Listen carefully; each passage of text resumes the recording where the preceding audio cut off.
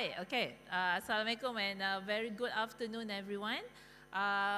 Okay, I can see we have quite a few audience here, and I know my session is after lunch, so I hope I won't bore you with quite a lot of all of these jargons about ESG.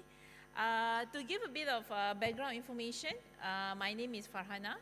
I'm from the Sustainability and Climate Change in PwC Malaysia.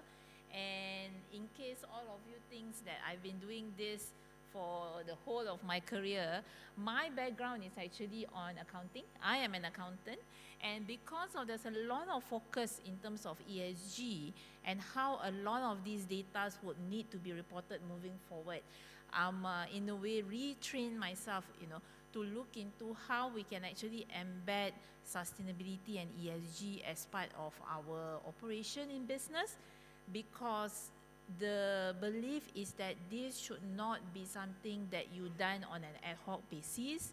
This should not be something that is on top of your current day-to-day job. This should be something that is embedded as part of your day-to-day operation. I know I have 2 hours with you today, so my plan is to actually perhaps go through with you some of our key content here for about an hour or so. And you have about 30 minutes for you to have, if you have any further questions that you do want to ask me, and we'll have another perhaps 10 to 15 minutes to actually go through the maturity assessment that PwC have worked with Bursa Malaysia itself. So I hope that sounds very interesting to you. So what I'm going to cover today, okay, that's my face, you don't notice it yet. Okay. So quickly on what I'm going to cover today is 3 things. The first one is overview of ESG and sustainability, where I'll give a little bit of high-level background of when we talk about sustainability and when we talk about ESG, what exactly does it mean? Because there's a lot of jargon out there in the market. And next, for the next 20 minutes, I will go through what are the ESG frameworks in terms of regulatory reporting here in Malaysia, and what are the trends that we are seeing globally as well. And last but not least is we're going to go through the 3 parts of key global ESG trend, as well as what we call a sustainable supply chain network. Because I think a lot of us that are here today, you are from the SME market, and the way that ESG and sustainability will be affecting you is really through your interaction across the supply chain rather than your own in the organizational initiative itself. Okay, let's talk about what's the definition of ESG. I'm so sorry that I have to keep turning around because I really can't see anything of the slides in front here. Okay, when we look at the definition of sustainability, is that the idea is that we need to meet the needs of the present, whatever present needs that we have, without compromising the ability for the future generation. Think of it like safeguarding whatever we have, whatever resources that we have right now for the future. So you think about our children, we think about the next generation. The idea is that the comfort that we have now should be sustained and should be actually better than what the past generation actually enjoyed. So if we think about weather and climate, for example, right? You go out later today, I really hope that we are not having any rain. Okay, because that means my journey back to Kuala Lumpur is going to be another 2.5 hours slog through the jam. So do we want that kind of lifestyle to continue? Do we want the next generation to go through the same pain that we go through right now? So the idea is that how can we actually make this better?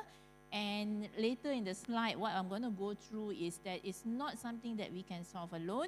There's a lot of moving targets around here. There's a lot of moving parts. And the idea is that everyone have to play a part. So that's the overall understanding when it comes to sustainability. And then there's a lot of other confusion as well. What does sustainability means and what does ESG actually means? So the idea is that you have sustainability targets, you have your sustainability aspiration, but the thing is, when it comes to initiative, we always like to set some sort of KPIs. We always like to set some sort of targets and indicators for us to measure success. And for you to be able to operationalize a lot of it, it is structured into the E, S, and G pillars. And we actually use these to actually report our target, identify what are the indicators that are important. So because sustainability itself can get very wide and we can get lost within it. So for the purpose of corporate reporting, for the purpose of, if you're not from corporate, if you're from NGO, etc., using the E, S, and G pillars to actually identify key targets and initiatives that you want to do is the angle that we look at it. So that's why when we talk about reporting, everyone talks about E, S, and G. Okay? So how have the perception when it comes to sustainability and ESG have moved in the past years compared to 5 to 10 years ago? Because I know there's a lot of also confusion in the market. Well, we do a lot of CSR, we do a lot of donation, we do a lot of initiative out there. Isn't that what sustainability is actually asking? And the shift toward how stakeholders view sustainability is now beyond than what CSR itself. Because if we look at the concept of CSR and philanthropy, it's more towards, okay, this is the donation that I provide, I'm going to make some investment to the community, and we can't, in a lot of cases, we can't really link it to an actual value creation and how actually this CSR in a way complement your business strategy and how you can actually drive it through that.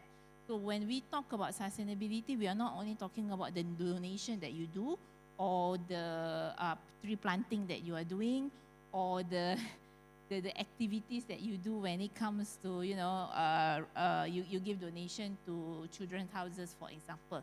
But in sustainability, what we are looking for is how you do your business better in a sustainable manner in a way that you can actually sustain it much, much longer. Okay? And when you talk about sustainability initiative, it's not about donation itself, but it's how you re-look into your business operation to make it sustainable. So I have a few examples that I will later go through in the next hour or so. But when we talk about corporate sustainability, I think the key part that I want everyone here to take away is that at the end of the day, it should drive value of the organization, while at the same time, it must be something that is embedded in business activities, and it must be aligned to your business strategy, risk management process, whatever metrics and targets that you set as part of your long-term plan. And when we go through the reporting aspect later, you start to see this thought process make sense, because we are not talking about your CSR initiative anymore when it comes to sustainability reporting. What we are looking for is how you run your business, how you manage your risk, and how you identify potential opportunities. Okay? Now, if you look into the E, S, and G pillars, you can see, okay, I think we all know what is E, we all know what is S, and we all know what is G. This is like an extract of so many different topics within these pillars. The most popular one when we talk about environment is always climate. The next big thing that we expect to see after climate is always nature and biodiversity. And within these two pillars, there's also talk about how do we manage waste, how do we consume water, etc. Social, here in Malaysia, due to our high reliance of foreign labor, a lot of it focused by external investors are always about labor rights as well as labor law. Lens of diversity and inclusion, not necessarily a high focus here in Malaysia, except in a certain industry where there's a high concentration of gender. workplace health and safety, as well as community engagement. And last but not least, I think this is something that Bursa, Securities Commission and all that have been working very hard in the past 10 years to really embed corporate governance as part of how businesses are run. So some of our focus today will cover on the E and S side, because this is the area where I find a lot of corporates might need a lot more understanding on what does it mean by the environment and social aspect of sustainability. Okay, so another thing that I think we all heard a lot about, but always interpret it wrongly. This is what we call a United Nations Sustainable Development Goals. And the way that these are structured, there are 7 Sustainable Development Goals. These are set up by the UN, I think in the early 2000s, with the idea that nations under the UN would develop their national goals in accordance with these 17 goals. And the goals talks about no poverty, it talks about clean water and sanitation, quality education, climate action, peace, justice, and strong institution. And the right way of applying these 17 sustainable goals is through action and investments by both the federal and the state government. So if you go to our Government Malaysia website, you look at what are our national SDG and all that, you will see quite a lot of metrics being monitored on this 17 aspect. And if you look at Budget Malaysia 2025 or 2024, you will see that the budget are allocated across these 17 SDGs. So how this then impact organization and people like you and me, right? The thing is, these 17 SDGs will drive how national goals are being set, which drive where investments as well as grants will be provided. And from there, will have an impact in what kind of investment that you do, what kind of initiative that you might want to invest in, what are the national regulatory requirements that you expect to see. So if we look at one of the goals, number 13 here, climate action, so which means addressing greenhouse gas emission. And the biggest part of climate action in the past Budget 2025, well, it is not part of Budget 2025 theoretically, but the announcement of carbon tax by Minister of Finance. And that means by 2026, with the implementation of carbon tax, it is to address SDG number 13. And you can see later when we talk about requirement of reporting greenhouse gas by corporate in Malaysia, it also to address the carbon tax regulatory requirement as well. So you see how the policy are driven through these SDG goals. Okay, and what you see on the screen today is really okay. It's too big and I can't even see. Okay, what you see on the screen here are the World Economic Forum Global Risk Report. These particular reports are issued on a yearly basis, where it actually look into what are the risks that will be affecting organization as well as globally and nationally as well. And interestingly, if you look at the trend, we actually did a color code. So whatever environment is in amber, whatever related to society is in black, and whatever in technological is whatever color it is that you see on the screen. I think it's gray. Okay. So maybe I'm colorblind and I don't know about it. Okay. The best part that you see, you can actually hash out the trend here. In 2019, climate doesn't really appear as widely as you see recently. Only top 3 out of top 5 really address climate. And when it comes to 2020, based on the study of that year, climate took out the huge portion of the risks that are expected to happen. And it continue across the next few years, where we can see that the whole chart here is really in amber. And I think we can guess what happened in 2020 that resulted in 2021 having infectious disease out there. And we can see that as a result of COVID, and as a result of high migration due to war, as well as due to climate, we can see in 2022 and 2023, we start to see societal aspect of that appearing up here. And in 2024, misinformation and disinformation started to appear. Okay, and this is a very interesting chart because it really reflects the kind of risk that we expect to see in the next few years.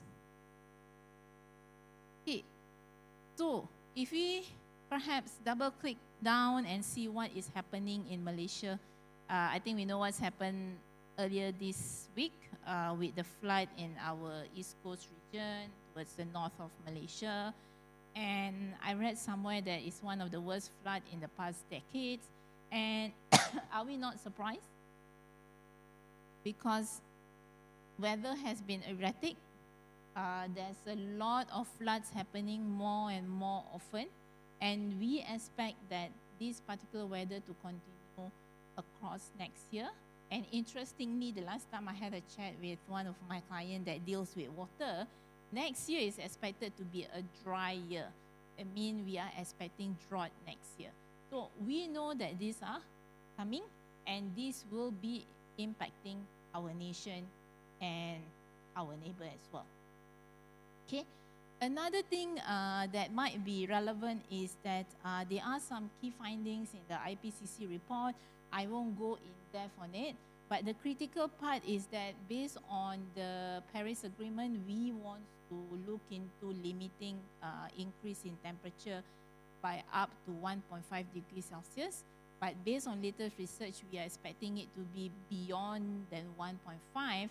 And the best that we can do right now based on current mitigation and adaptation action is only 2.5 degrees Celsius. So obviously there's a lot of catch-up that we need to do on this. Okay? So I got one of my team to pull out what are the risks here in Malaysia. You can see that there are those red colors on the left side here. Next to Indonesia, there's a lot of red dots in Malaysia. So those are where we expect that if they are by 2050, okay, that these areas will be underwater. Okay, so my boss always say this joke that if you have any properties in Subang, okay, you will be in the coastal area, and you can have a sea view in the next 20 to 30 years. And if we go further deep dive here in Malacca, okay, assuming that the increase in seawater increased by 1 meter, these are the areas that would be affected. Okay, let me try to see. Who stay in 𝗕𝗨𝗪? 𝗕𝗨𝗪, air molek. Okay? Okay, faster buy all the flood prevention investment now. Okay? So those in red would be underwater, and this is 1.5 meter. And if it's 1.5, you can see that the concentration can get even bigger. Okay, so now why do we pull out two slides? Now this is the thing about climate science, right? It is not fixed in stone. You need quite a lot more research done. But we, as a practitioner, we actually play around with a lot of this projection, because a lot of our clients want to understand where their risks are, and if they have assets where it's located near this area, what are the mitigating action that they would want to do moving forward. So if you have free time, go to this Climate Central website. The data is free and available. Play around with the permutation of assumptions in there. See if your assets would be affected. Okay. Now, the thing about sustainability is that Earlier just now, I mentioned that everything is interconnected. Everyone has a role to play. This is not something that I can save the world by myself. We are not Superman. So what you will see on the slide here are the 4 key parties that are always involved when it comes to sustainability. The first one is always government, being the party that set policies across the nation. Next, we have financial provider. You see our partner from Alliance talk about what kind of financing that they are able to provide, what kind of assistance that they can help. On top of that, they also would be the ones that driving quite a lot of these investment decisions into businesses. So as SMEs or PLCs here in Malaysia, your business would be affected by the decisions made by these 3 parties as well. And this will drive not only your business strategy, but the kind of investment that you make, how you work together with these 3 parties as well. And last but not least, society and environment, where you see there's a lot different shift in human behavior, especially when it comes to consumption. I'll go through later about circularity and sustainable supply chain, because we are seeing a lot of change in how even different generations actually consume different products. Okay, so let's start with what are the actions and initiatives taken by the governments when it comes to sustainability. So the most popular one is always net zero. And if you look at the slide here, I know it's very busy, but the key message that we want to say is that all of the countries that you see on the screen right now have a net zero target. Similar to Malaysia here, we have a net zero target by 2050. And that's why you see quite a lot of push by the regulators as well as the government agencies in assisting. And it's not only the government that need to do this. Remember the 4 parties just now? How do we bring everyone forward for us to be able to achieve net zero by 2050? In one of the ways that they are done, it can be through regulation, is one thing. Number 2, it can be through tax incentive as well. Okay, now, okay, this is in addition to our net zero 2050, there is this thing called nationally determined contribution, where we actually report our our greenhouse gas emission as a country. And one of the commitment that has been set by the nation is that to reduce carbon intensity by 45% in 2030 unconditionally. That means that it has to be done through internal national initiative without any third-party investment by the other country. And it covers the 7 greenhouse gas emission that I'm going to cover later today as well. And what you see on the screen right now, these are the recent development in Malaysia that address climate change. We have the previous 12 Malaysia plan. We have the National Energy Transition Roadmap that lists down commitments to invest in certain technologies. We have National Energy Policy that will change the way how our utility sector are being operated on. Then National Climate Change Policy as well. Okay. Now let's go down a bit deep. Double click again and you'll see that how these will be impacting corporates here in Malaysia. So our host today, Bursa, has recently launched the National Sustainability Reporting Framework. I'm going to cover that shortly later, as well as the voluntary carbon market that was launched in 2030.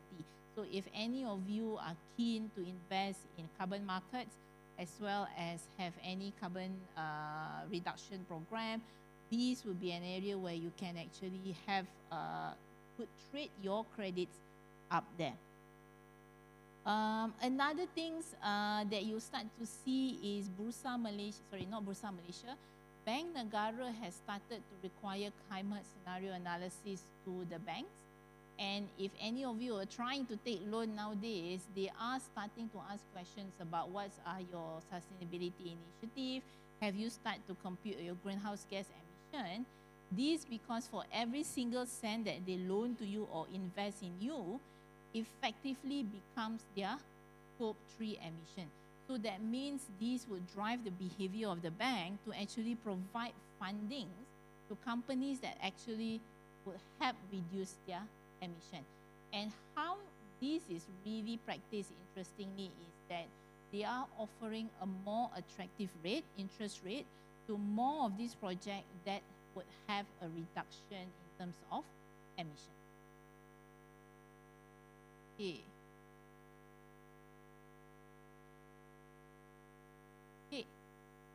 Now, I talk about investment emission and how any of this investment would actually resulted in an increase in emission by the banks as well as the investment half.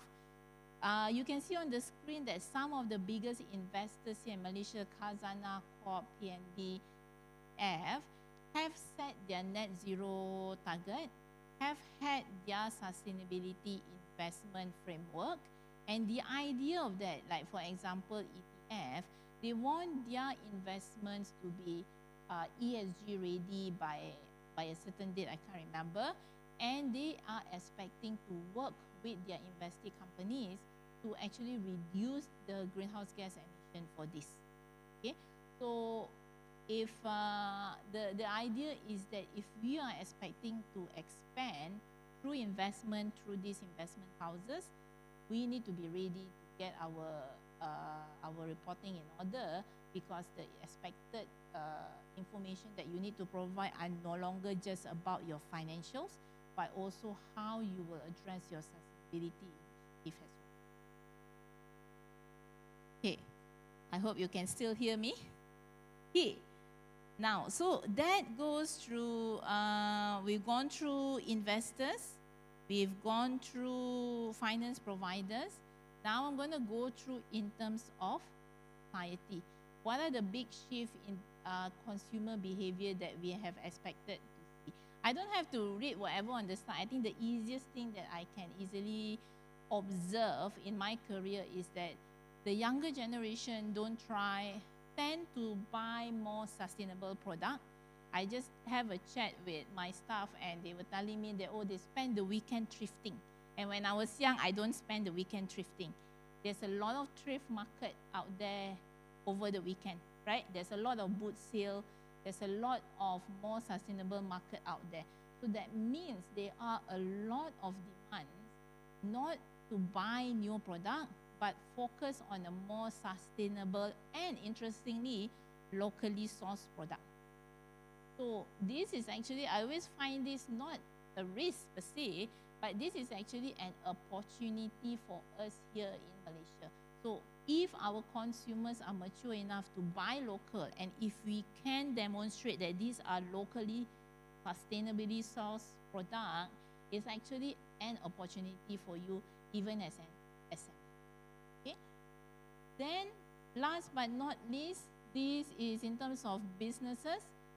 We start to see a lot of commitments in terms of businesses addressing their net zero target, etc. But the biggest part that I want to highlight is that it's not only about climate. In Malaysia, due to our nature, a lot of focus are placed on the human right aspect itself.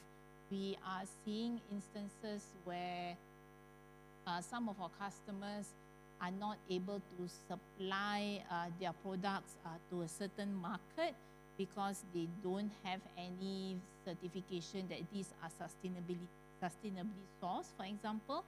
And you start to see cases where the palm plantation are facing a lot of backlash over their product. Some are rightly done, some are not so. So how do we survive in this environment and address this risk accordingly? Okay, so the thing that I always tell our client is that when it comes to sustainability, don't think of it as a cost. I think the moment we think about it or the cost, that we take it in a different way and then we just don't really do it properly. Okay, my experience is that when I start to look into greenhouse gas emission for scope 2, right, what we basically doing is that pull out all the electricity bill, start to see by kilowatt hour, by sites, by plants, and actually what happened after that is that we start to analyze which of these operations that consume so much energy and start to implement policies to actually reduce this energy consumption. And think about it as an opportunity to not only reduce your costs, but at the same time to really be more efficient in how we do our processes. And the most interesting part about, I work a lot with palm plantation. They always say that the tree is the most efficient tree in the world because they hardly waste anything. Every single thing are being used. Whatever the waste that they get out of the process is also being reused again and again and again. So it really forces us to think about, well, what kind of waste that we have? How can we use this waste in a manner that, hey, I can actually make a lot more money out of this particular product? Okay? And another thing about looking into climate risk of your business is that it's no longer about something nice to have. With the current climate and weather, this is us addressing our business. The fact that if you spend 10,000 per year to clean up your factories, to address flooding issues, etc., that means we have a bigger problem in the future, because it is an indication that we might need to invest in a lot more climate prevention program in the area. Okay, this is an example of our belief is that there are various maturity in the market in terms of how ESG are being addressed. Will all of you need to be the leader? I would say no. It depends on your business. It depends on who are your stakeholders. We need to move at the pace that is relevant to us. So there's 3 types of maturity that we always tell our client. There's the first one that is always, okay, let's just comply with the regulation because this is what we need to do. And once you do that, that doesn't mean you don't move beyond that. So there's a phase approach in this. We can start with the compliance, and once you've done compliance, once you have the data to analyze, the next part is to really look into this information that you have. Are there certain operational effectiveness that you can actually consider and you can actually embed into your operation? And last but not least, what kind of strategic advantage that you can get out of it. I will always tell Tenaga, actually this sustainability thing is the biggest business boom that you have, because think about it. We always pump petrol, with our car, we always pump petrol. For me, is that moving forward, I'm no longer going to be pumping petrol, but I'm going to charge my car either at home or I go to a charging station. Where is this going to come from? It's going to come from Tenaga. The demand coming from all these electric cars could really be an opportunity for Tenaga. And what they actually need to do is addressing how they can get that much energy to the right location in a faster manner. Okay? Okay. I'm going to pause here for now. I know because there's not many of us here. Are there any questions that I have from the floor? Anyone?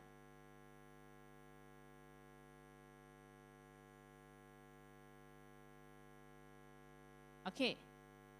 If anyone is shy, we have a Q&A session later. I will flash out the QR code for you to post any of these questions later. Okay. Now, let's go deep dive a bit on what are the ESG framework and local regulatory requirements here in Malaysia. Because the thing about us Malaysian is that sometimes if there are no stick, no one's going to move and do anything. So there needs to be a balance between carrots and sticks.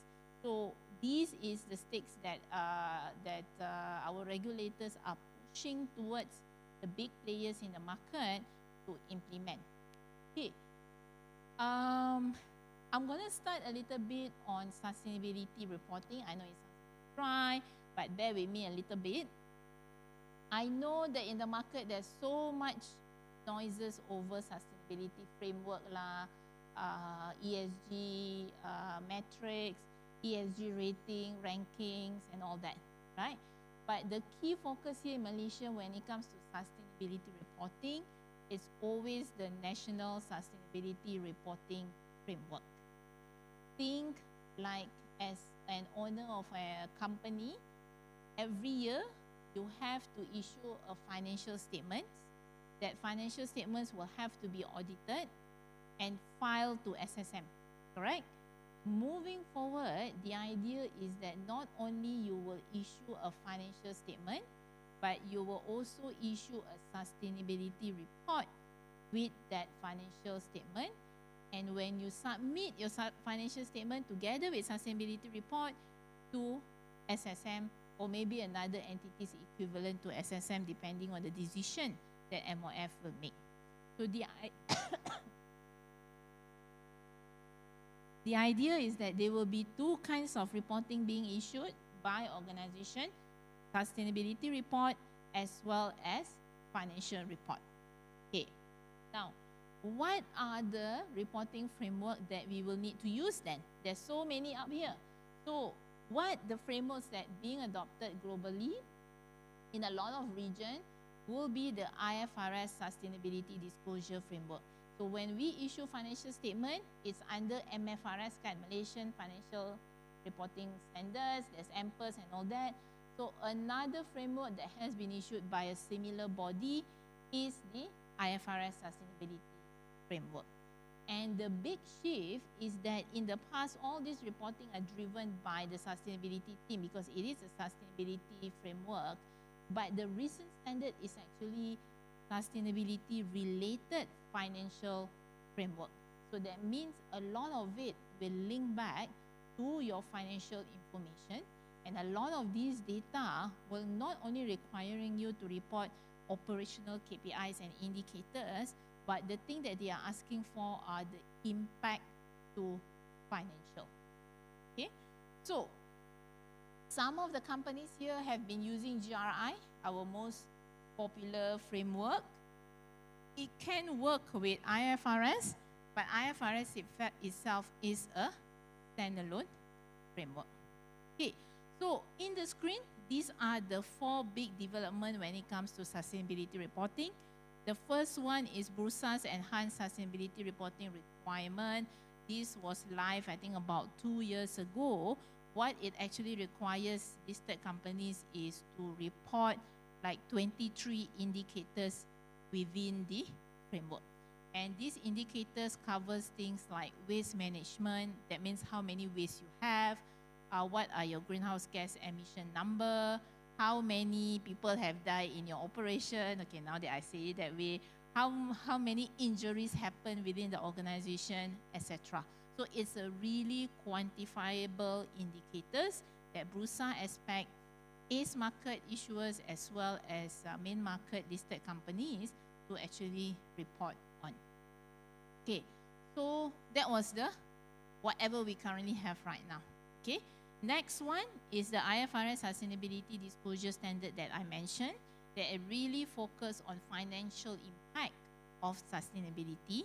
On top of it, across the world, there's also other regulatory development. So if any of you here that actually exporting to the EU market, their regime are much more robust and very rigorous. Their reporting requirement, I think, is a lot more than what we have here. And they are expecting to start reporting the first round of reporters in the next 2 months for their publicly listed companies. So be on the lookout for that, because if any of you have investment in the EUs, you might be needing to report under their regulation as well. Last but not least, for the SMEs, and this is where it might be very relevant to you, it's going to be very hard to report under number 2, under IFRS Sustainability Disclosure Standard. Reading the standard itself, you will fall asleep. Okay? It is very granular, very detailed. And there's no way for you to start with number 2. So what SC, I think, together with okay, I need to find the name here, it's too small.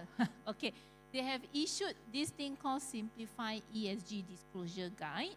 The idea is that this will be used by the SMEs, and within this guide, it actually gives you what you can disclose as an SMEs based on the maturity of your organization. So if you open it, you'll see that beginner, intermediate, as well as a mature reporting. So the idea is that you start from beginner, collect these few indicators, add on top of it as you get more mature. And once you are ready, then you can focus on reporting under the IFRS that will provide a lot more structure and a lot more nuances on what are the risks and opportunities that you need to disclose. Okay?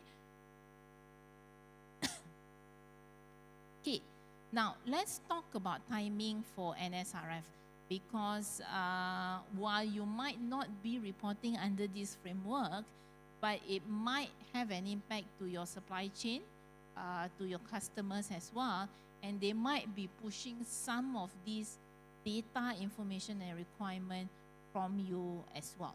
So what is expected is that the requirement will have an impact on main market listed issuers, ACE market listed issuers, and non-listed entities with revenue above 2 billion ringgit. And what will happen is that they will go back to Companies Act, revise the Companies Act to include this particular requirement. A lot of the questions that we heard, we've been asked is that, what if my revenue is 1 billion ringgit, right? Will I be affected now?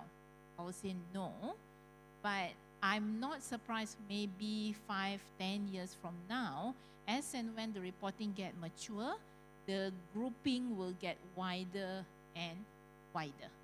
And not only that the grouping will get wider, but by nature of where you are in the supply chain process, you might need to be reporting under the same framework as well. So SC idea is that let's cast a wide net, grab all the big players, and the big players will then influence market behavior by the others. Okay? And this is, frankly, if you ask me, are not as wide as compared to what the Europeans have to do, because I think in the next few years there will be 50,000 companies, even with smaller revenue size than the 2 billion here, to report under the CSRD framework. So ours, in a way, is still quite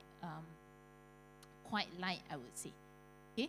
The idea is that if you are PLC, your market cap above 2 billion ringgit, report by 2025. There are some transition relief, but by 2027, full compliance, full reporting. If you are main market listed issuers where the market cap is less than 2 billion ringgit, start reporting in 2026 and full reporting by 2028.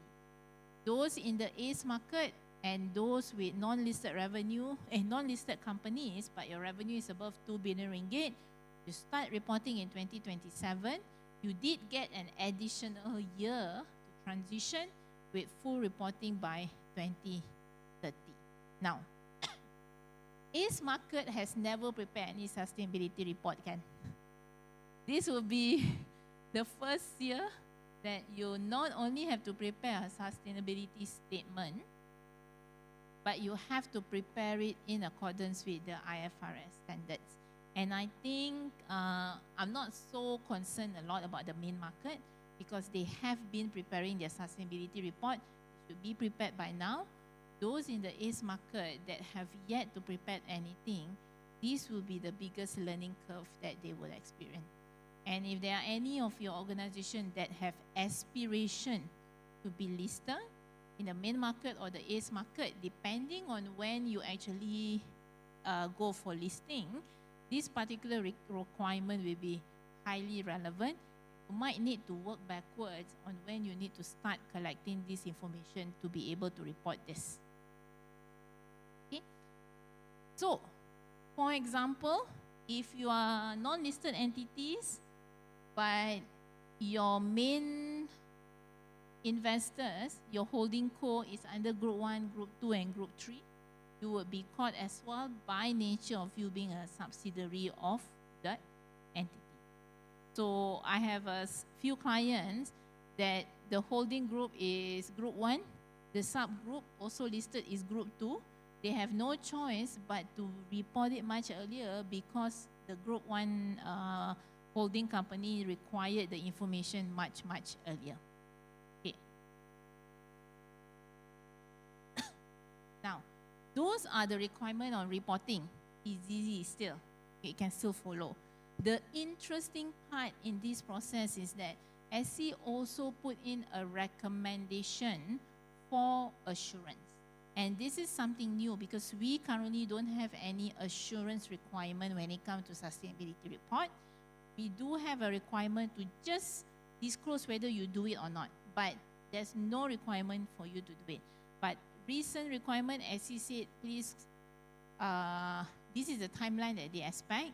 They want those under Group 1, 2, and 3 to get a reasonable assurance on their Scope 1 and 2 greenhouse gas emission by 27, 28, and 29, depending on where your grouping is. Okay. If the thing about assurance is that we did a study for the top 100 listed companies in Malaysia. Only 38 companies get some sort of assurance. And out of these 38, I think it's about half that get their Scope 1 and 2 assured. So we are talking about 20% of PLCs. And these are top 100 PLCs, right? So the idea is that the higher it is, the concentration is bigger.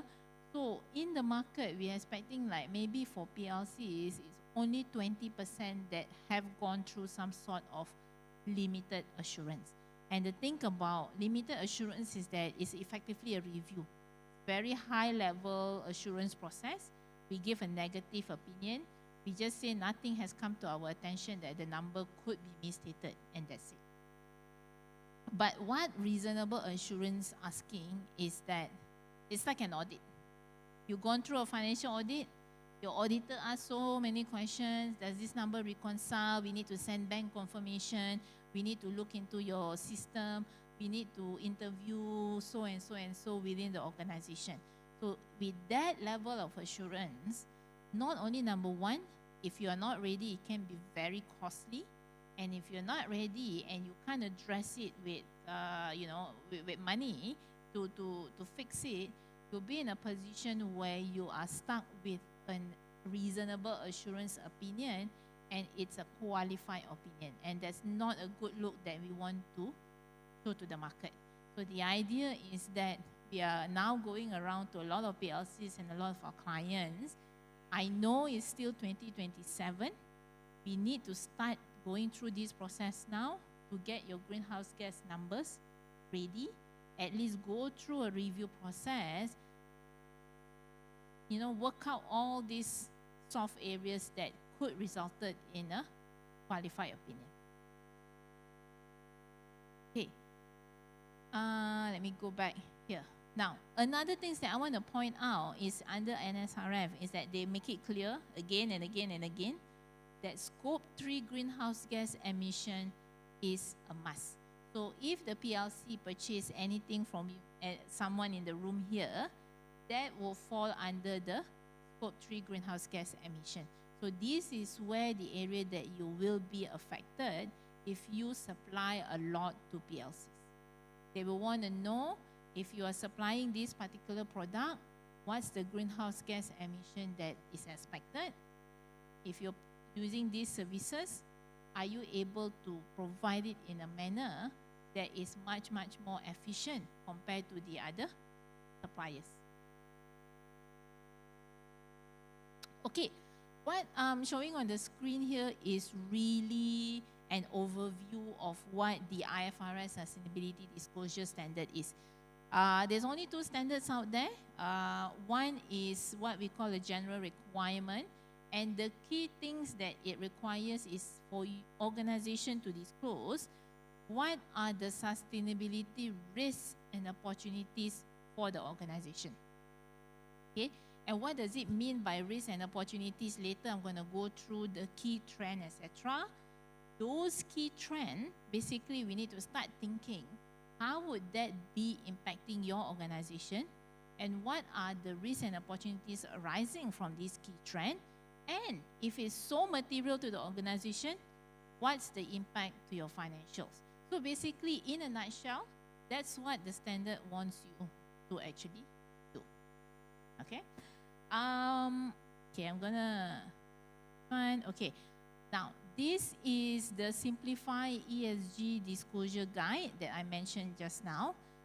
For those that want to start their reporting under sustainability, you can refer to this particular guide, and they have quite a few guidance on how you can start compiling your data. Okay. I do have a few questions because I hope you've been paying attention to what I've been saying in the past 1 hour. Mana?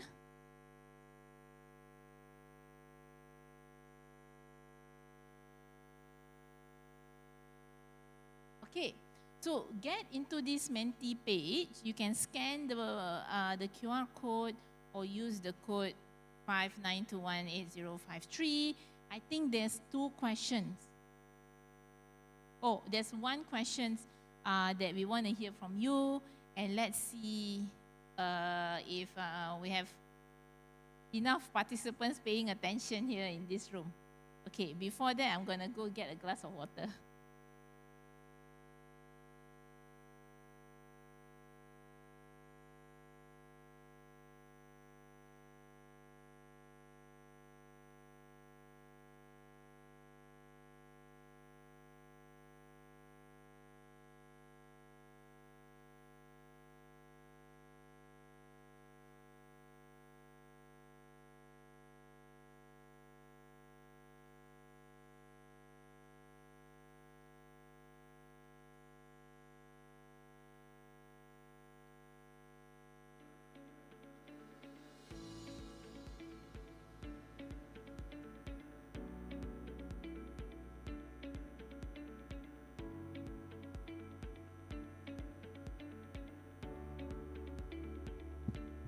There's only 1 question, right? You see?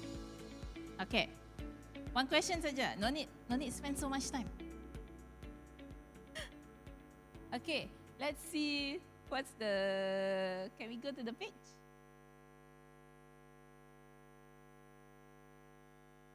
Okay.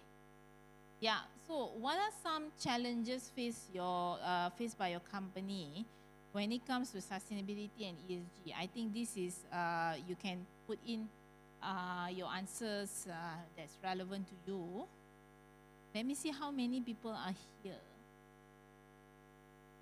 Okay, can't see. Okay, I'm going to give a bit more time and for me to take a break.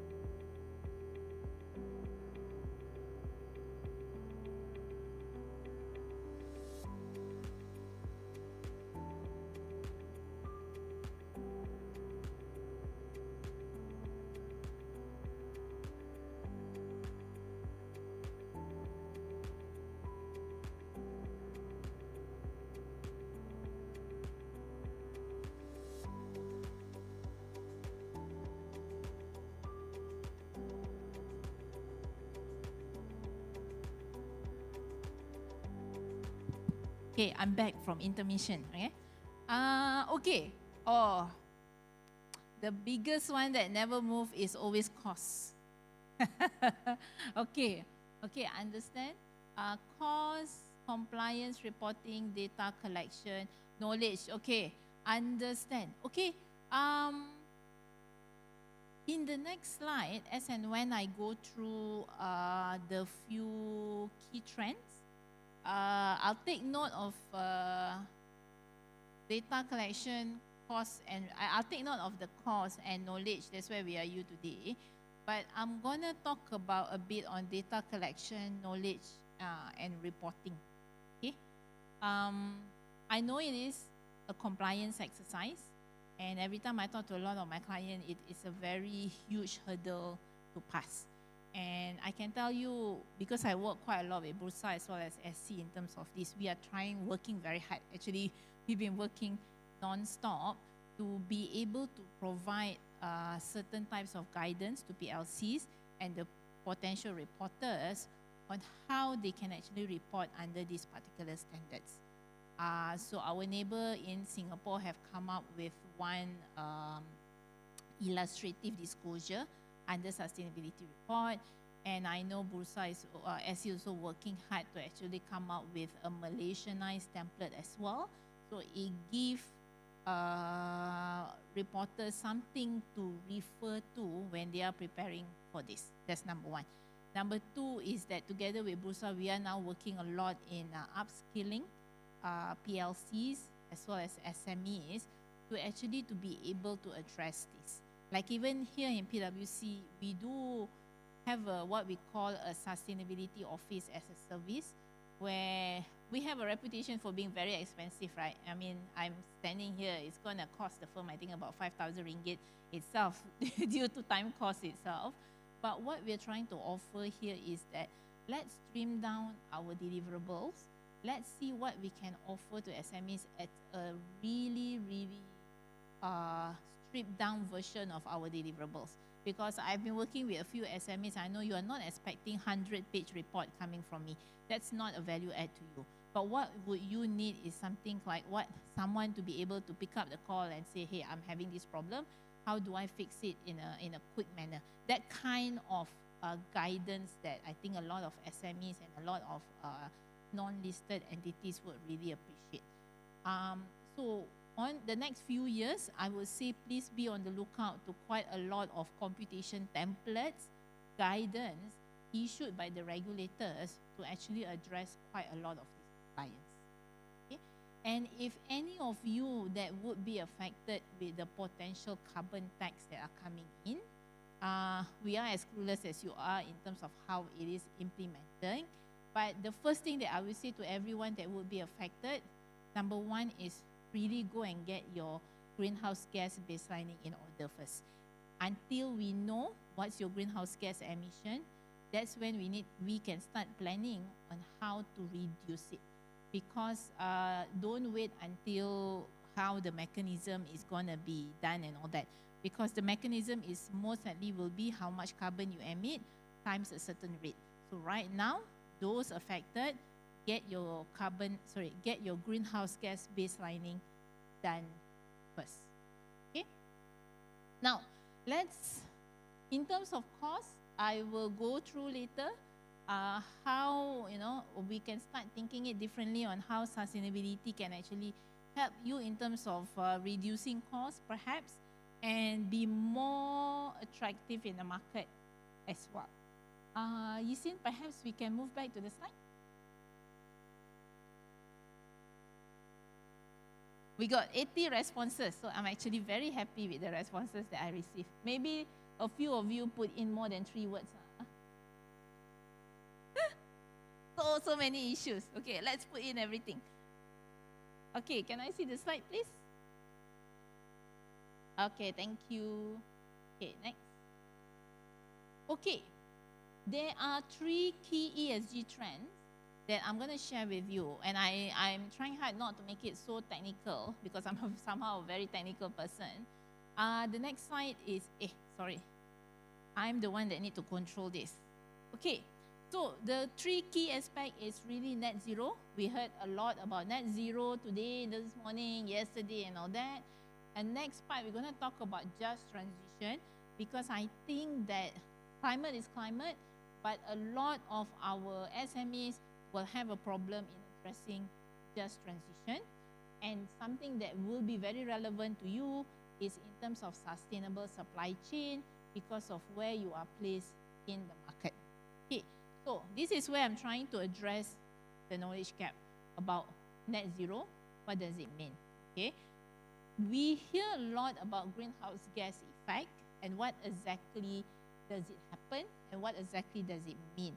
So the way that it works is that we have the ozone layers. Okay, I'm not a scientific person as well, but bear with me. So we have the ozone layers that's supposed to trap heat, and some might go out, but the idea is that these layers in a way would create a more livable temperature here on Earth, right? And if you look at a lot of the research studies, this is like 1 in a billion instances where the temperature, the condition are really ripe enough that they are life in this planet.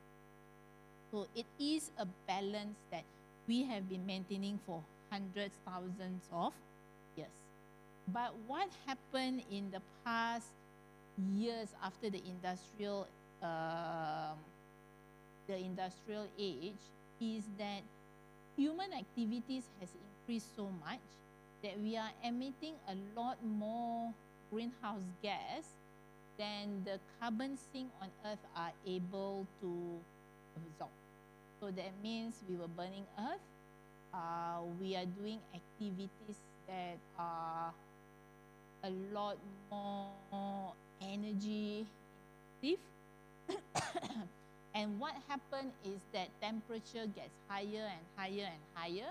Higher on some side, colder on the other side. So the balance are a little bit out of whack. Okay?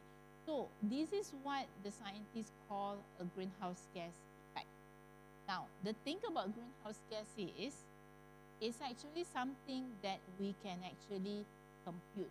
So when people say that, hey, go and compute what's your greenhouse gas, go and compute, go and 𝗘𝗑, what does it mean is that there is a scientific method that has been adopted, that are agreed by the scientists, on how we can actually measure greenhouse gas emission by organization, by a person if you want to, by a nation, or by a corporation. Okay? So this is what we call greenhouse gas protocol. So a lot of your customers, a lot of your vendors, PLCs at Bursas and all that, were using greenhouse gas protocol to actually compute and come up with what is their greenhouse gas emission. So the idea is that everything that we did actually consume energy. Right? I walk here on this stage, I'm consuming energy. And this energy will come from a source, either a renewable source or a non-renewable source.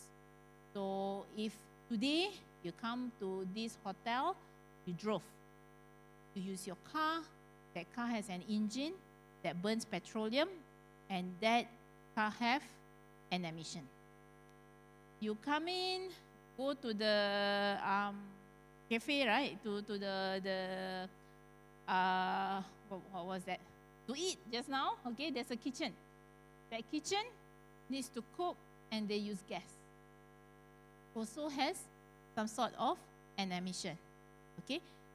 All this electricity, the nice lights that we enjoy, it comes from the power grid that are generating through a coal or gas or petroleum plant that also has emission.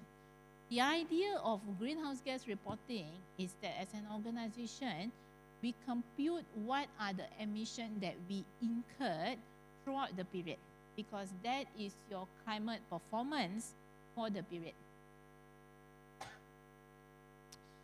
So remember the sustainability report that I'm talking about, the financial statement that I'm talking about, right? In financial statement, we focus on financial performance. We talk about what's your profit, what's your revenue, what's your asset that you have.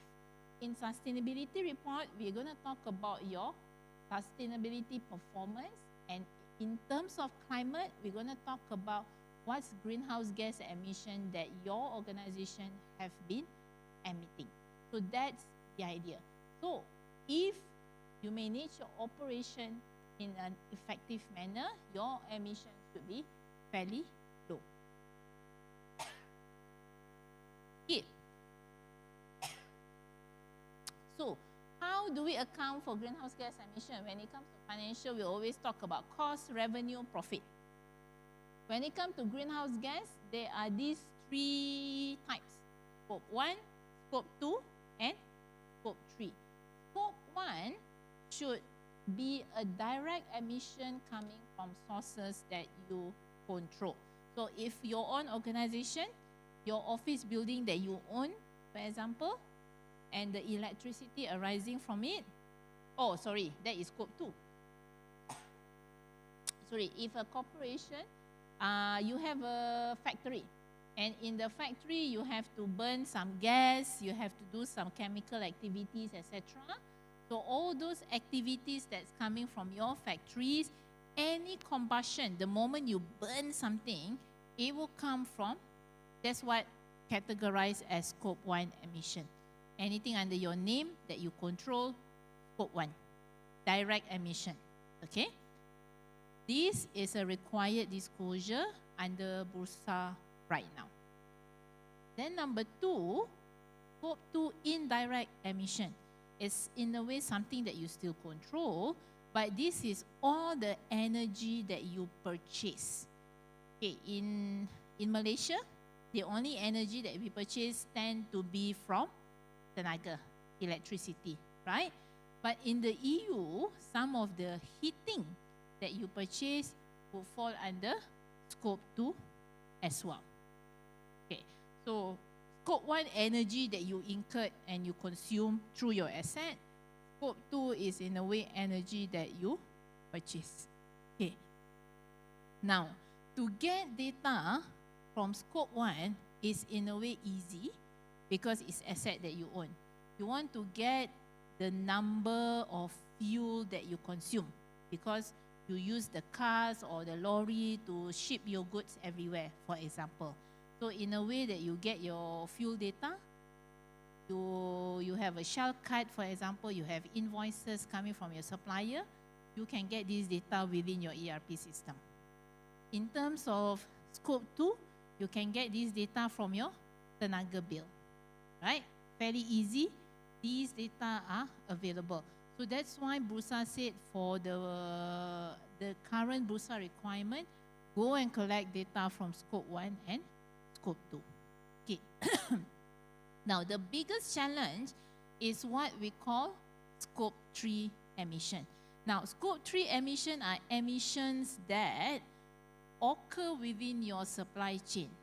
And why it's structured this way is that the thing about greenhouse gas emission, the way that we operate, there's no one company that manages the whole process themselves. You buy things from your supplier. You subcon certain works to your supplier. You sell to other people. There are certain things that you can't be running your logistic operation, you know, because you need to manufacture it. So you outsource logistic to someone else, right? So the idea is that even if these were outsourced, these were purchased, you have to report it as part of the Scope 3 emission, because if you didn't do it, this would not happen. So, there's a lot of studies out there that say that, well, Scope 3 emission, you double count, you triple count, there's so many over counting. Yes, that's the idea. There will be certain over counting, double counting, the same company taking up the same, different company taking up the same emission. But the idea is that when you report your greenhouse gas emission, you must take into account Scope 3 emission as well. So, if you look at property developers in Malaysia, right, you open their annual report. Currently, they all report under Scope 1 and Scope 2 saja. Their emissions are very little, so little. You know why? because you only have sales gallery saja. Because all of the development, all of those buildings comes from Scope 3 emission. And the moment that Scope 3 emission will be a required disclosure in the next few years, you start to see their greenhouse gas numbers increase exponentially. Okay, so how would this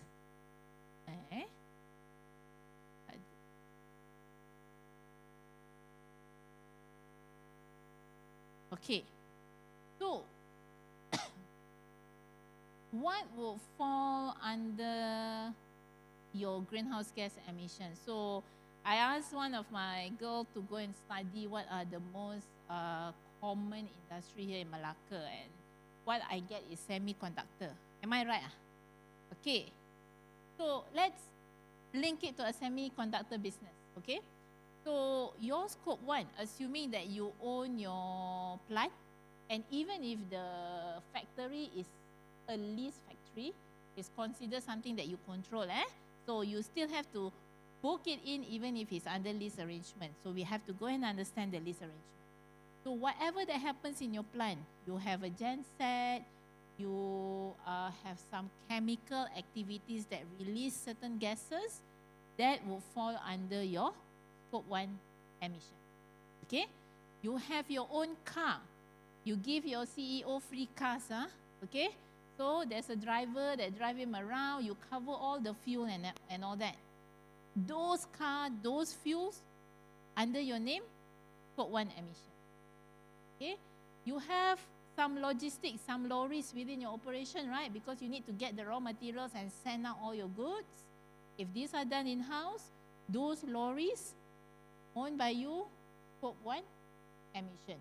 The data that you need to collect are all the fuel consumption that you incurred during the period. Okay. Then we have Scope 2, because all of these factories are running at 24 hours.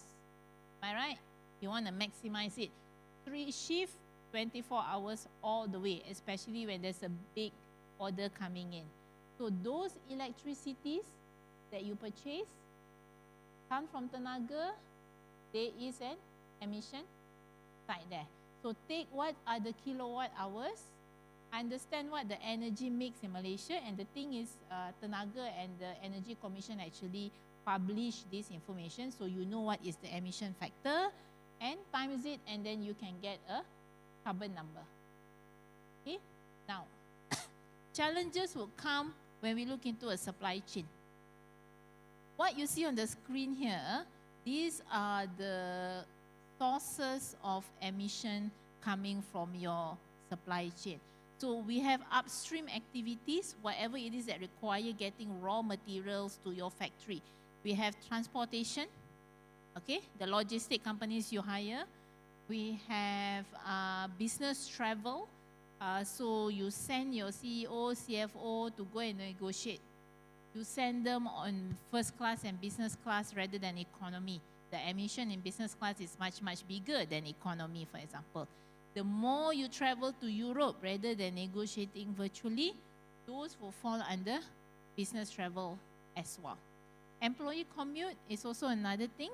So the further your staff stay from the location of operation, the more commuting will actually incur and is part of your emission as well. Purchase of goods and services. So for a semiconductor, you will use quite a lot of petroleum product, I suppose, and those petroleum product has a very high embedded emission within it.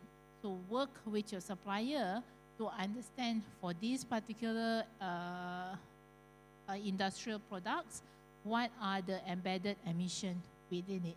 So that is only up at upstream. Okay? So once done, you manufacture it, which fall under Scope 1 and Scope 2. And then now you need to sell your products. So the logistic costs will come in again together with the emission. Now, depending if the kind of products that you sold. So if it's an intermediate product and that products will need to be processed further, then you will need to account the additional emission arising from your customer. Now, if this is an end product, so let's say you manufacture chip for Intel. Intel will take the chip and repackage it, put it with other chips as part of their full processor. That emission, a portion of it will come under yours as well. And after 6 years, right, the computers stop being used, and we need to dispose this particular processor properly. Then we have to understand how the disposal are made. Is there a proper recycling program, or does it goes to landfill? So understanding where you sell your chips, who's the end customer that will be using your products, is also very critical, because that also have an impact to your emission. So a lot of my clients argue with me. So I need to know what my customer does. Yes. So the idea is that the more you account for this, is that you discover that some of your customer will actually resulted in more damage than others. So this is to drive behavior. So if I'm selling products, I want it to be sold in countries or company that will handle it in a better manner, and sold to a country that will dispose it properly. So as and when we get a lot more data about use of sold product and end-of-life treatment, the idea is that we are able to push a lot more circularity as well as recycling program here in Malaysia, because this will be an interesting data to see about end-of-life treatment of our products. Okay, and we all complain, right, that China is dumping their trash on us. So this will be a big thing to see. Okay.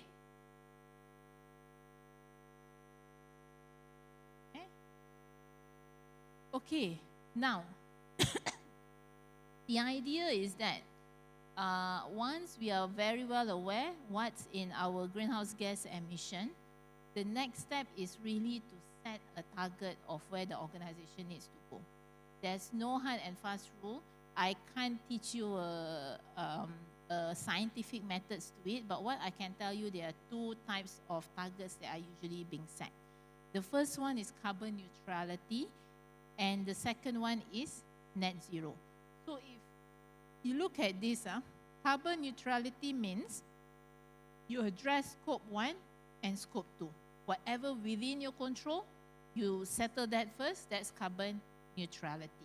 Net zero means to be able to address not only your scope 1 and scope 2, but across your value chain, all of your scope 3. So you see some company having both carbon neutral and net zero target. That's because they have a set net carbon neutral maybe by 2025 and net zero by 2050. So if you see people say, oh, I will be carbon neutral by 2025, I bet you they only have one office building.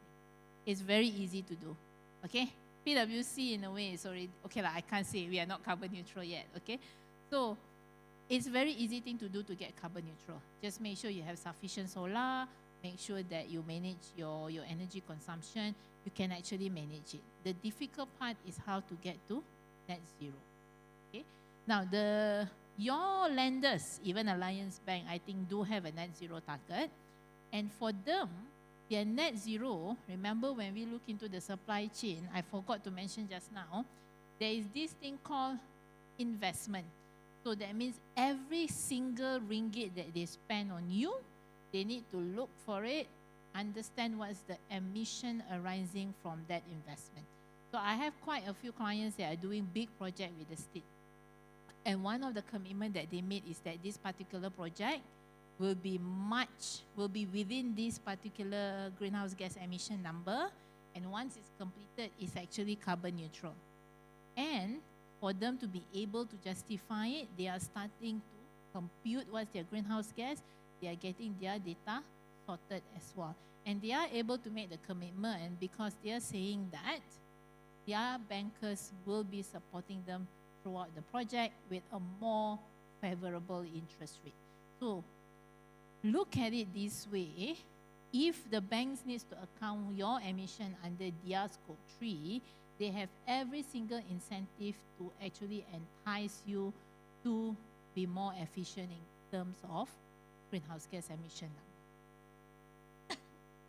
Okay, one of the things that I want to highlight here, you will hear a lot of people say science-based target, okay, SBTI and all that. I won't go in depth on it, but it's actually a target setting bodies that will look into organization target, assess whether does it make sense in terms of the pathway that they want to set. And SBTI is actually very strict that all of your emission reduction targets needs to be able to get to zero with only up to 5% comes from purchase of carbon credits. So you can't just say tomorrow I buy 30% of my emission through credits. That won't pass SBTI. Okay? So if any of you have a lot of land, UN just, the last COP, they actually set up the carbon credit register. So depending on how it's going to set up, this could be an area where there's a lot of opportunities if you have a good land and you have a good plants on top of it. Okay, still following me? Okay, so the next part, let's talk about just transition. Okay, the only reason that I want to highlight here is really because of our reliance on foreign labor. And even for me, I think this is a really steep learning curve. I think we have to change the way we view on how we treat foreign labor. And there have been quite a lot of focus in Malaysia due to the case with our palm plantation industry, that their report was banned from the US due to allegation of forced labor here in Malaysia. And a lot of my clients, even right now, are still battling it, are really working hard to actually address those particular allegations. And the fact that they are from palm, the EU are not very understanding in terms of that, but that is now a real cause of doing business. And don't look at it like a separate sustainability thing, because I think it really is survival. So the thing that we need to remember is that if you want to set up a just transition framework, but I just want to explain a bit, what does just transition mean? It has to be fair and inclusive as much as possible. We have to have in place how we treat laborers, that's one thing. But number two, this is a message that we always tell the bigger PLCs, is that just transition is not only labor and human rights, but it's also how we interact with our smaller supplier. We don't believe that, oh, just because you can't supply to us something that's sustainable, I'm going to stop purchasing from you. And a lot of our messages to all PLC is that you have to work together with the SMEs, you have to upskill the SMEs to be able to meet this particular demand. And I think quite a lot of you have been invited to your suppliers briefing. You know, they have a sustainable briefing, they give you free talks, they give you free initiative and all that. It's really to address this particular just transition expectation, as well as they will need you to actually really be able to help them in this journey, because your emission just now will be their scope 3 emissions. So they have every incentive in place to actually have this in for them. So there's the things that in our learning curve in the past 5 years due to this area really comes from the labor rights part. What we always advise our client is that don't take these 𝗘𝗡𝗣𝗅𝗍. There should be a very clear strategy in terms of how you're going to address just transition. For those with investments, how we address your portfolio companies and how we push behavior that we want. Workers, human rights and labor rights is very critical. Supply chain, I mentioned just now, if you are able to afford it, I think it's very important for me to always to upskill the other SMEs as well. And I'm going to address supply chain in the next part as well. Not forgetting communities, transparency, exposure as part of it as well. Okay, there's two cases that I do want to brought up. The first one, I think we've heard a lot of it during COVID. Top Glove made quite a lot of money during the period, but they were also in a way curbed because of the sanction that they experienced due to the forced labor allegation. And it's actually no longer an allegation, it's actually a true thing, right? So for this particular case study, in 2018, there were reports that they were working under forced labor condition. The U.S. Custom Border Protection actually banned some of these supplies coming into the U.S. And what happened was that it was removed from Malaysian Stock Exchange ESG focus and indices then. And the estimated cumulative loss in potential revenue amounted to 3.6 billion ringgit during that period. So this is really risk that they have experienced and exposed to because of that. Another case study in terms of human rights abuse and violation that we have heard is somewhere nearby your area. This is in Johor, where a contract from Malaysian supplier with Dyson was terminated because of labor abuse. Okay, so I won't go much in depth in this. My recommendation is that if there are a lot of reliance on foreign labor, re-look into the terms and conditions, their treatment, etc., because not about cost saving anymore. This is about protecting your potential revenue, and if growth is where you are looking for, this could be something that could hinder your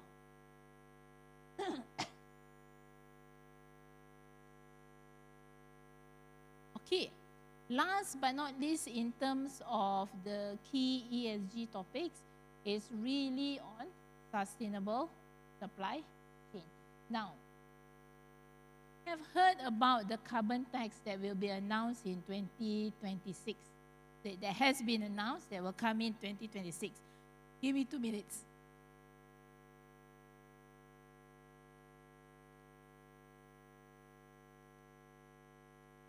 Okay. Now, the thing about that particular carbon tax is that it is expected. I am not surprised. The why is because the EU has announced this thing called carbon border adjustment mechanism. So that means that any certain exports from a certain industry that will go into EU will be taxed if it has not gone through certain carbon tax in their jurisdiction. So what happened is that for certain industries, steel, energy and utility, steel and energy, if I'm not mistaken, that are exported to the EU will be taxed by the EU and collected by the EU unless our local regulators have done the necessary tax collection to address the carbon emission. Okay?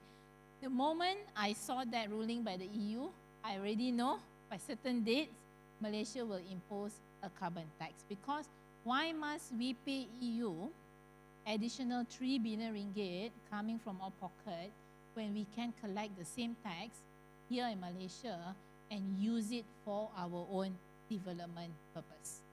Okay? It is a defensive mechanism to bring as much as possible these taxes in Malaysia rather than it being floated to the EU. And I think that's, as a taxpayer, I wholeheartedly agree with that. It is going to be painful, but it's better than having those cash funnel out of Malaysia because we do not have the right mechanism in place. So, what this carbon tax, what are they trying to do?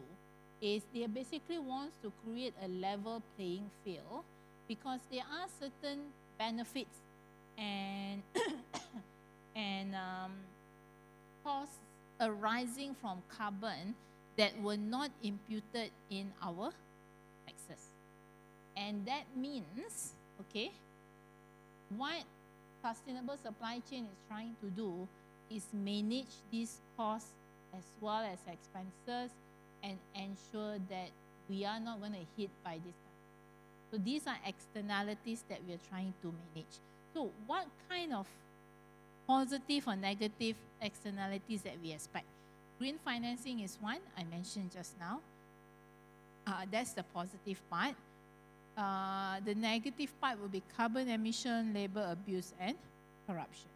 Now, okay, so how would this be impacting the supply chain then when it comes to ESG? So the idea is that a sustainable supply chain needs to be embedded as part of the practice and as part of organization, process, and control. So if we look at the usual supply chain process, right? We'll start from the supplier, it goes to warehouse, produce, distribution site, stores, and the consumer. So these are all the activities you can see. Most of it, what we put in are shipping from one suppliers to the others. So what are the areas where we can consider to embed sustainability as part of this process? I'm trying to move this side.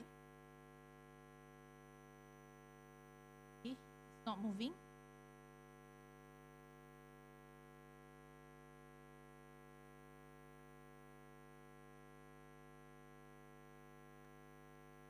Okay.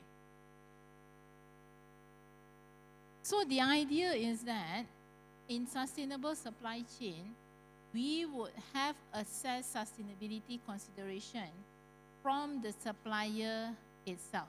The most controversial one, I think the chairman or CEO of Uniqlo were quite impacted the other day, is that supply of cotton, for example. Where the cottons are supplied matters in terms of what are the climate change consideration as well as the human right consideration. So if I'm from Uniqlo, if I want to buy cotton, the first thing that I ask is that where is this cotton sourced? China, from Africa, from Europe, or from other part of Asia, or India even, right? So those countries would have a different consideration when it comes to sustainability. That's number one. So I'm going to relate it to your relevant value chain. So if you want to buy certain polymer products, right? Where is it manufactured? How much plastics are there in there? How much petrol are you using? And are there any sustainable consideration in terms of how is it mined? Are these all coming from Congo, or is it coming from a more mature oil and gas countries? Because those have a different kind of consideration in place. Okay, so you start from purchasing of all your materials, and then you have to ship all of this, right? You have to ship by sea, you have to ship by air, you have to ship by land. So if you ship by sea, what kind of ships are you using? Are you using a sustainable fuel? So one of the most popular conversation with logistic company, or maybe we should go back to the days where we use sail and rely on wind. Okay, it was funny, but I think there's a proper research and development company looking into the use of wind when it comes to shipping. Might not be something we see in the next 10 years, but interesting to see. So if it goes through land, are they using cars or are they using trains? Both are also different impact when it comes to greenhouse gas emission. Okay? Then we go to warehouse. What warehouse? Which kind of warehouse? Are these warehouse, because some of your products might be temperature control, right? It has to be in a certain temperature. Okay, so I need it to be cold. So that means using a lot of energy. So does your warehouse use renewable energy, or you just buy something from the grid? That matters. Next, production. So production usually within your own control lah. So you would do your own consideration, right? Like what kind of electricity you want to consume, what kind of materials you want to use. And the same thought process go through again and again and again. How have we embedded quite a lot of this consideration into our process? The thing is, in my experience, none at all. Sometimes when we purchase, we only consider cost. I saw the ringgit, okay, the spec looks okay, fine. Can deliver within the period, okay. We award based on cost, right? But moving forward, depending on what your business is, I always tell my client, when you buy a certain product, you should know for one product how much is the emission for that particular product. Because now you will need to report it as part of your Scope 3 emission. That's the wish list. It will take a long time to get there, but the idea is that across this supply chain, we'll have a sustainability consideration. Okay? So the idea is that if, let's say, if I'm Uniqlo, I buy cotton from a questionable source, it might be cheap, okay? But when I get to the customer, the moment they found out, they won't buy it. So you have a bigger loss that you need to address about. So you might not see it when we do it, but you might see the cost coming in a way that the product doesn't really sell. So like carbon tax just now, you might buy your steel and materials cheap, but the moment that it hits your customer distribution site in the EU, you will be hit again by that carbon tax. That's what carbon tax is trying to address. Level out the playing field. Because if you buy from a supplier that at least manage their emission, the carbon tax here will be lower. So that's why, to address this, I always tell everyone, start accounting from your greenhouse gas emission, understand where the numbers come from. Is it not moving again?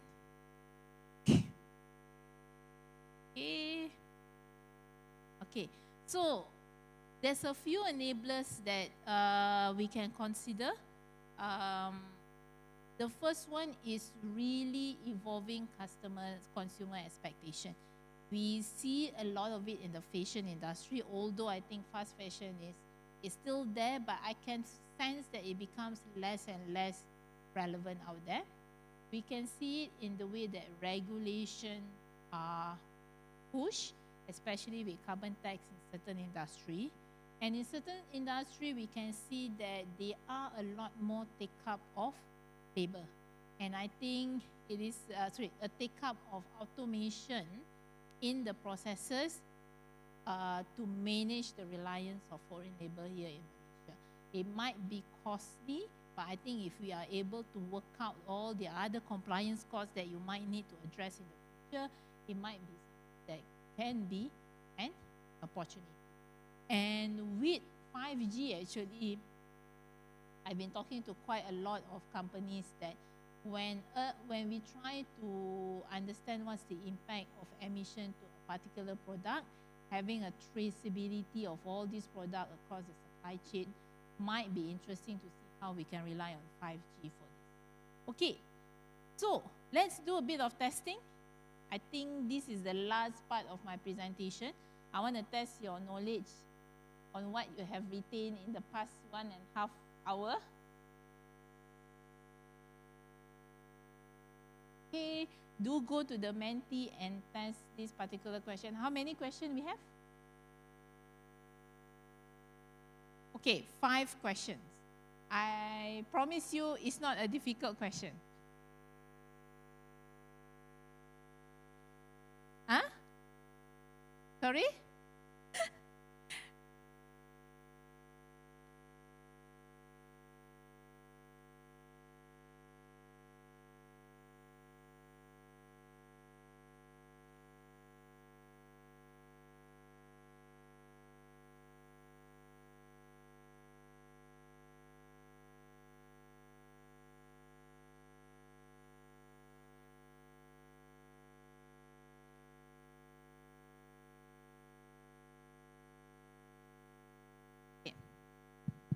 Okay, let's go through the first question.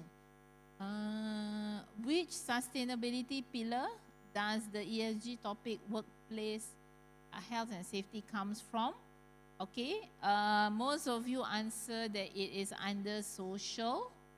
Oh, okay, I saw 2 more added on after the answer was shown. Yes, the answer is social. But I understand why some put in governance, because a lot of it are addressed as part of our local acts here in Malaysia. So perhaps let's go to the next question. Malaysia has committed to achieve net zero by which year? I mentioned just now.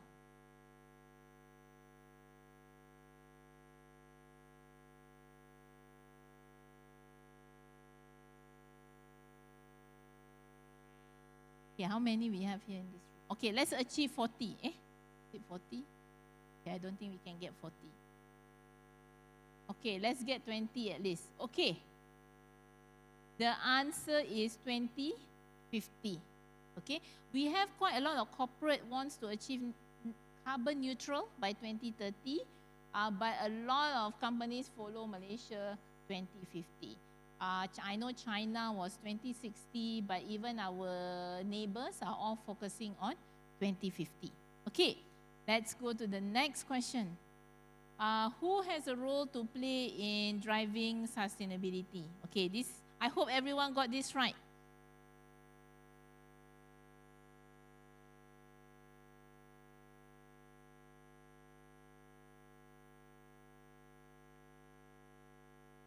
Okay, you seen? Okay, Alhamdulillah. Okay, so the answer is all of the above. Okay, everyone has a role to play in terms of sustainability. And next question. What are examples of scope 3 emission? Choose all that apply. This might be slightly tricky, but I think you can choose more than one answer.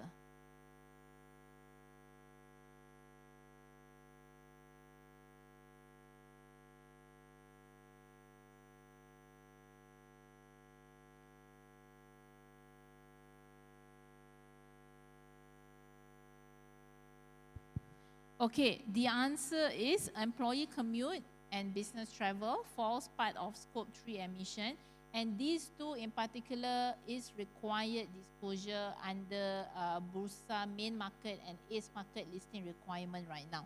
So even though scope 3 emission has not kicked off, but these two is a required disclosure. Purchase electricity falls under scope 2 indirect emission. Okay, last question I think. Okay. Indirect emissions that occurs in value chain falls under which GHG emission category?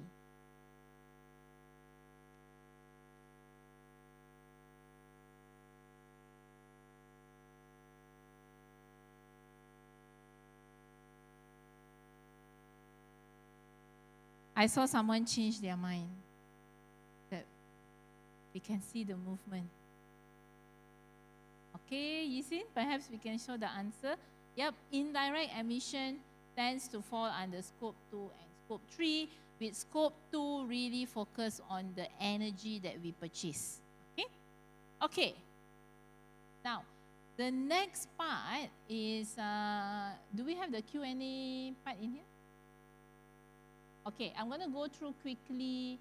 Okay, before I go through the maturity assessment, I really want to address if there's anyone have any further questions that you want to raise, do raise up their hands. I'll try as best as possible to address that. Okay, I'm going to open the questions to the floor. If anyone have any questions.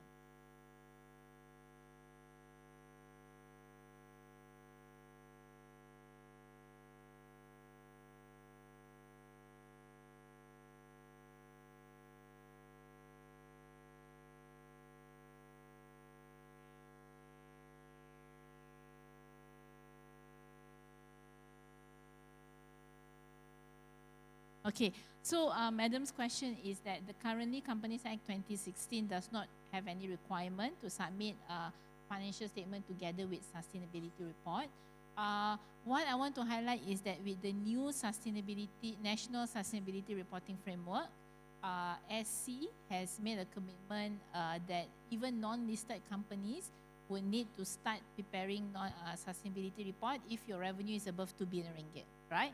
So how this will be addressed? For PLC, it's easy. They will change the main market listing requirement by Bursa, put in a requirement to report.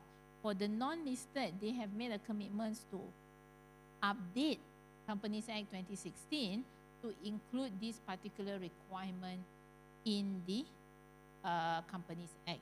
So you expect to see there will be a draft Companies Act being updated. It will be tabled to Parliament together with the potential assurance requirement as well. And if we look into our neighbors who have been doing this, the Australian government has been updating their Companies Act equivalent as well to include requirement to report and sustainability report as well as assurance, in addition to responsibility of the board of directors to report this particular report. Okay, very good question. Anyone else that have burning questions?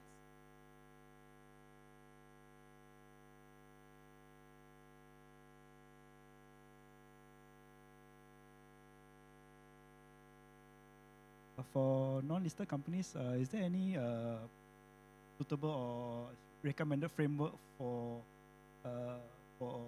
you to follow SCDG or something like that? Okay, so if you are non-listed and you don't have a revenue above 2 billion ringgit, right? There's no requirement for you to report. So if your revenue is more than 2 billion ringgit, congratulations. Now, please go and prepare reporting under IFRS Sustainability Disclosure Standard. If you are between, frankly, my advice is if you're between 1.5 and you know in the next few years you're going to hit that 2 billion threshold, start preparing to report under IFRS Sustainability Disclosure Standards. But for the rest, other SMEs that are not expecting billion-dollar revenue, you can start reporting using the SCDG framework. The framework is on the website. It's actually very easy to read. It really provides you clarity on how you can start and what kind of data that you can choose. Okay? Other further questions?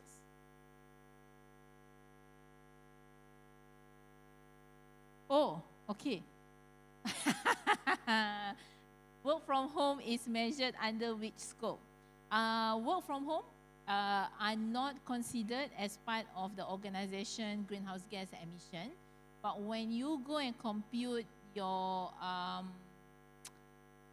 employees' commute, as part of the survey question, we also ask how many days per week that our staff actually work from home. So that is considered in a way reducing your scope 3 emission. Okay. Any other questions, Nisin? Tak ada. Okay. One-on-one. Okay. If there's no further questions, what I'm going to go through is that for us to understand where we are in terms of our sustainability journey, and you might want to understand what is the maturity of your organization, we have worked with Bursa to actually come up with what is, this is called the Maturity Assessment Framework, that if you're onboarded as part of the CSI platform, it's a free assessment tool that will help you assess the maturity of your organization. So there's a lot of questions, and actually it's a very simple question. I just play around backstage about 30 minutes, and it's less than 30 minutes for you to address. So we were trying to understand what industry your organizations falls in. So as you can see, there's quite a few examples here. Choose anything. Okay.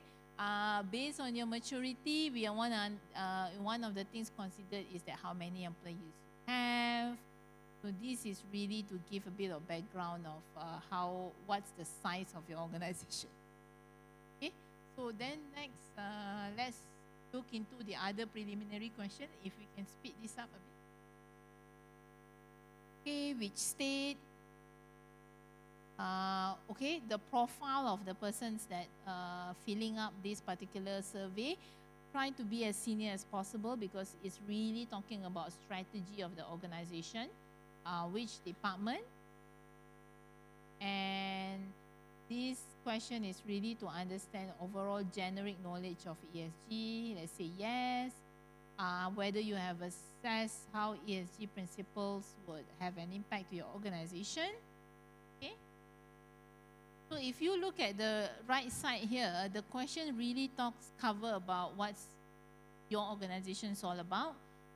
Do you have any plan in terms of addressing ESG? Do you have governance and implementation policies set up? And whether those are in place. And based on the questions that you answered, it will map you through the relevant maturity assessment and the feedback that you will receive. Okay? Okay. Any further questions before I close off? Because I'm aware we only have up until 4:30. Okay, so thank you very much for listening. And if you have any further questions, I will still be here until about 4:30. I'm free to take any of your questions. And I think my colleagues, I hope they are still here as well, for you guys to reach out to us. Thank you. Right, thank you, ladies and gentlemen. Please, a round of applause for Mrs. Farhana Jabir, Director of Risk Services and Sustainability and Climate Change at PwC Malaysia. And that concludes the Bursa Malaysia Melaka ESG Summit 2024. Thank you so much for your participation. You've been here from morning and until now. Thank you. And as mentioned by Mrs. Farhana, she's going to be here until 4:30. We have some refreshments at the foyer. Perhaps you can meet up with her and have more conversation with Mrs. Farhana over coffee or tea, which we have at the foyer. So ladies and gentlemen, once again, let's give a big round of applause to all of you who is here today. You stayed all the way until now. Thank you so much for your participation. And just remember, ladies and gentlemen, on the path of ESG, every decision counts, because what we do today defines the world tomorrow. Take care, enjoy the rest of the day, and enjoy the refreshments at the foyer. We hope to see you at other ESG event here in the state of Malacca. Take care, enjoy your day. Thank you. Bye for now.